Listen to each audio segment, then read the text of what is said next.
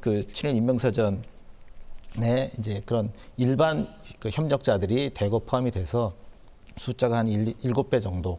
예. 당초 그 건국 직후에 문제가 됐던 사람들에 비해서는 7배나 되는 사람들이 문제가 되고 거기에서 바로 이 사람들이 친일파나 아니냐 뭐 이런 논란이 지금 상당히 소모적이고 예?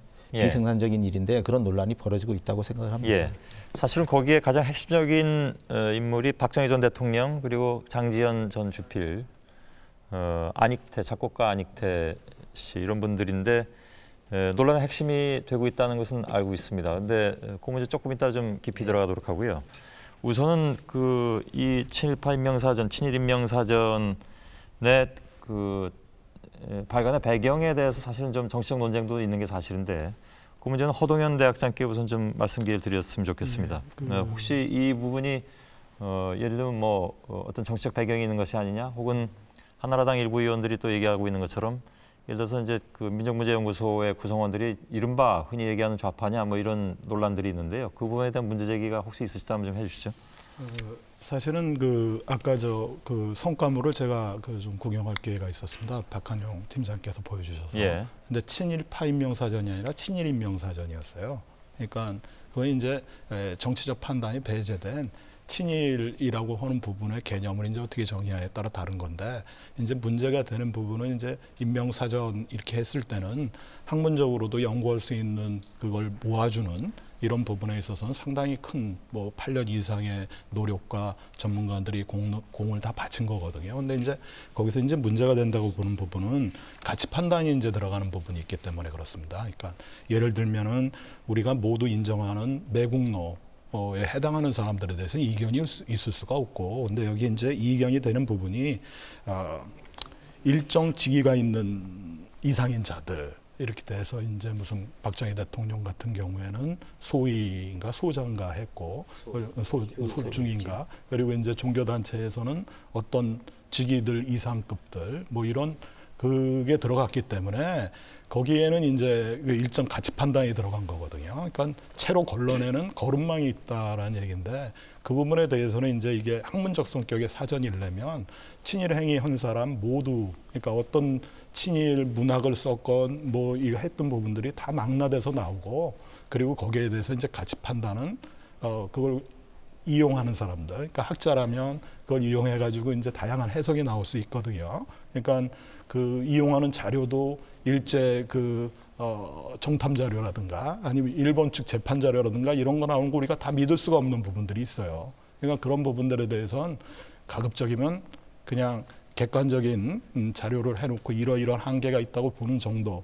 그러니까 제가 예전에 그 와세다 대학을 갔더니 거기 친일 문학 그 목록을 만들어놨는데 두께가 이만하더라고요. 그러니까 우리나라 사람으로 그 일본어로 문학 활동을 하면서 그 약간의 일본의 그 저기 오문학연수 해놓은 부분이 굉장히 큰 목록이 있어요.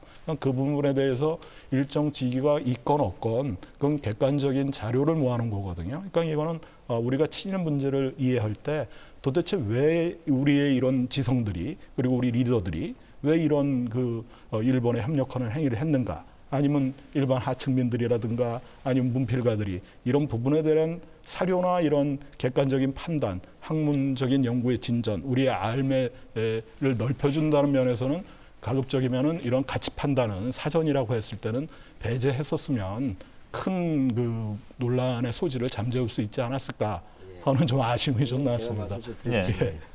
우선 먼저 허 교수께서 가치 판단이라고 했는데 제 이 사전에 앞에 일러드려 보면 알겠지만 사전은 수록 기준이라고 하는 것이 있습니다. 네.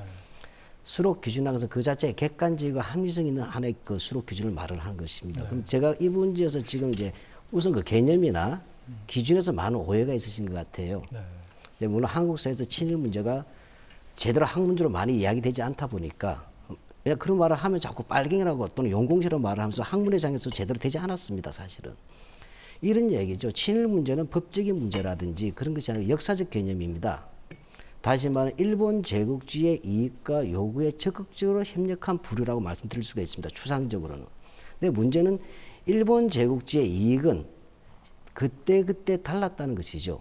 즉 1910년대까지 일본 제국주의의 본질적 요구는 조선을 식민지로 만드는 것입니다. 따라서 그 시기에 있어서 친일 세력의 본질적 의미는 일본어 학원 강사했다든지 이런 사람들이 아니라 바로 이러한 식민지화하는, 즉 매국적 행위에 가담하는 사람들이 1910년까지의 본질적 친일 세력들입니다. 1910년 이후에는 매국 세력이 있을 수가 없죠. 이미 식민지가 되었으니까. 따라서 이 10년부터 45년 시기에 주목해야 될 것은 문화적 수준도 높고 인구도 2천만 명이 넘고 땅도 일본 못지않은 이 지역을 일본이 효과적으로 수탈하고 통치하기 위해서는 무엇보다도 식민 통치기구라고 하는 부분이 필요하게 되었습니다. 따라서 10년부터 45년 사이에 친일 행위의 가장 본질적 부분은 어떻게 그 채 말단까지 조선 총독부가 그렇게 철저하게 수탈하고 탄압할 수 있었는가 할 때 바로 식민 통치기구에 대한 협력 행위가 가장 본질적 친일 행위가 되는 것입니다. 이 경우에 저희들이 항상 얘기하지만 여기서 중요한 가치 판단이 아니라 객관적 판단은 저희들은 고등관 이상으로 얘기했습니다. 고등관 하면 오늘날 치면 사무관이지만 지금 사무관은 매우 다릅니다. 그 부분 제가 잠깐 설명을 드리겠습니다. 그래서 그 당시에 일본 육사를 나온 고등관께서 직접 쓰신 겁니다. 김정절 씨라고. 직각으로 좀 세워주실까요? 예, 예. 보시면 알겠지만 이 고등관하고 판인관, 즉 사무관과 사무관 이하를 말씀드린 겁니다. 고등관은 일본에서 화족 다음에 사족, 그러니까 준기족 칙을 받는 것이고 일반 평민과 신분적으로도 차이가 구분된다는 것입니다. 그리고 고등관들은 기차를 타도 3등 칸이 아니라 2등 칸을 탔고 심지어는 고등관의 부위는 옥상이라는 칭호로 불리고 그 하급 관리들은 옥감이상에 불렸던 그러한 특수한 직종입니다. 즉 조선인들로서 이 고등관은 군수로 비교할 수가 있습니다. 군수급. 그럼 저희들이 봤을 때 일제 식민지 시기에 수많은 조선인 관리가 있었습니다. 행정관리. 그중에서 도지사는 12명밖에 되지 않으니까 조선인이. 그 뺐을 때 조선인들의 최고 관직이 군수였습니다. 그들이야말로 조선 총독부가 지방까지 수탈할 수 있는 가장 핵심 중역이었고 자발성과 충성심과 능력을 보여줬던 직업적 친일 형태입니다. 이러한 부분에서 저희들은 군 장교도 마찬가지죠. 우리가 군 장교 좀 이따 박정희 전 대통령에 대해서 얘기할 때 다시 말씀드리겠습니다. 이러한 부분에서 저희들은 10년부터 45년 사이의 직책이라고 하는 것은 정확하게 일제 식민 통치에 직업적으로 복무하는 직책이고 직무입니다. 이 부분을 빼놓고 얘기하자면 조선 총독부는 10년부터 45년까지 아르바이트생 데리고 일을 한 것이에요. 지금 허 교수 말씀대로라면. 그거 아니지 않습니까? 예, 알겠습니다. 마지막 하나만 더 말씀드리겠습니다. 지금도 쟁쟁이 되는 부분은 이 속에서 하나 우리가 놓쳐서는 안 됩니다. 아까 보통의 친일파라고 했지만 1937년부터 45년 사이에 일본 제국주의 본질적인 요구는 전쟁의 조선인의 재산과 목숨을 갖다 바치라는 겁니다. 천황의 전쟁에 대해서. 그래서 이 시기에 복무해야 될 친일파들은 조선인이 천황을 위해서 목숨을 바치기 위해서 어떻게 돼야 되죠?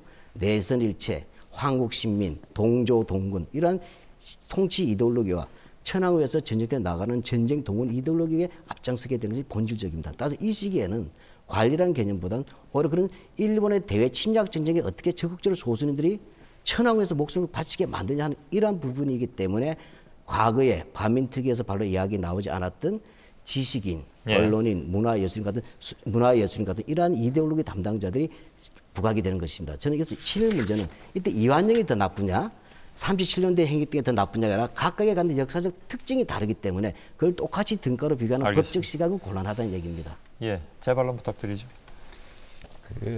이제 어쨌든 군수직에 해당되는 고등관을 이제 일단 친일 인명사전에 등재된 인물로 잡지 않으셨습니까? 네. 그런데 하나 좀 여쭤보겠습니다. 네. 당시의 사람들은 조선인을 군수로 임명하라고 요구를 했을까요? 임명하지 말라고 요구를 했을까요? 총독부 당국에 대해서. 자, 이것은 우리가 이 큰 차이가 있습니다. 우리 이제 그러니까 제가 이제 말씀드리겠습니다. 예. 예. 주 교수님 말씀은 이제 경제학자와 역사학자의 거리를 보여주고 있습니다. 이 자리에서 항상 이중적일 수 있습니다. 일본은 조선인을 차별하고 있습니다. 따라서 식민지를 만들어주면서 그들은 언제나 조선인들에게 문명개화시켜주고 너희들을 더 행복하게 만들어주겠다고 했는데도 정작 벼슬 잘 주지 않았죠. 차별 주고 임금도 1대3에서 2대1로 민족별로 차이를 두었지 않습니까? 조선인들은 이렇게 이야기합니다. 너희들은 식민 통치를 할 때 분명히 우리 평등하게 대등하게 대해주겠다고 해놓고 이 부분에 대해서 왜 그렇게 거짓말하느냐 항의할 수 있죠. 이러한 부분도 있겠지만 동시에 뭐죠? 그러한 차별 자체가 결국 식민지 제국주의의 본질이라는 것을 알고서 이것을 이루어질 수 없다는 것을 알고